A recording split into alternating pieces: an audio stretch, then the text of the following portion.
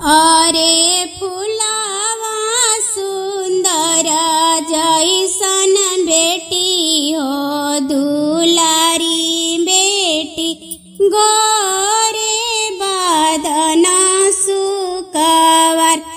अरे फुलावा सुंदर जैसन बेटी हो दुलारी बेटी गोरे बदन सुकवर। अरे धूप लगत बेटी जाली मुरुछाई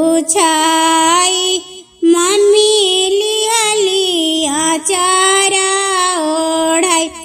अरे धूप लगत बेटी जाली मुरुछाई चाची लिहली आचारा ओढ़ाई।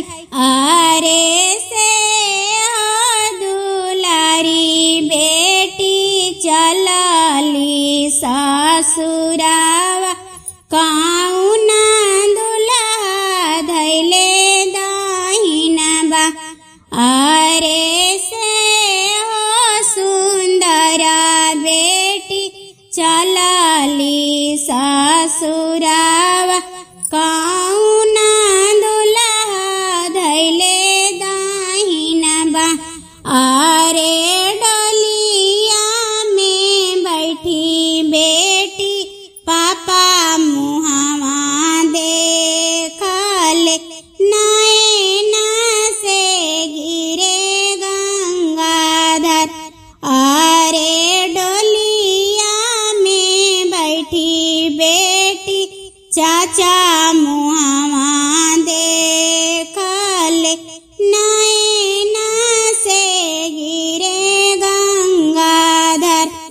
अरे रोवेला घरवा हो रोवेला गौआ रोवेला कुल परिवार। अरे रोवेला घरवा हो रोवेला गौआ रोवेला कुल परिवार। अरे कुहकी के बोलले पापा हो कवना पापा सुना बेटी बचना हमार। अरे रोई रोई बोलले चाचा हो कवना चाचा सुना बेटी बचना हमार। अरे रोई रोई बोलली मम्मी हो कवना मम्मी सुना बेटी बिनती हमार। अरे रोई रोई बोलले चाची हो कवना चाची सुना बेटी बिनती हमार। अरे ससुरा सेवा करी हाय बेटी रखी लिहा पगारी हमार।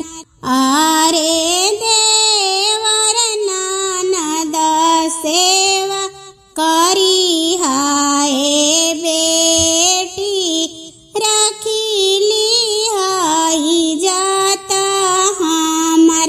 अरे फुलावा सुंदर जैसन बेटी हो दूला